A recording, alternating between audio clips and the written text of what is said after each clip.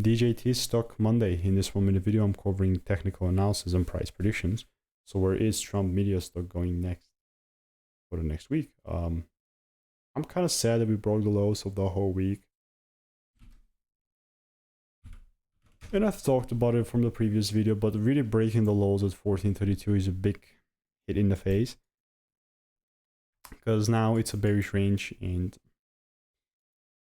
more likely now we're going to continue making new lows, that's for sure. But if I really wanted to take the trade, I would approach this if you go up into the supply area, and that gives me a decent double break. That's something that I would consider.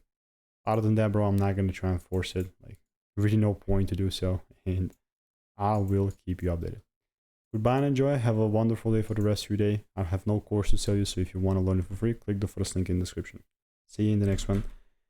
For the people who like remember the WAC, you're going to know that this is sad times compared to then. But that's life, that's cycle.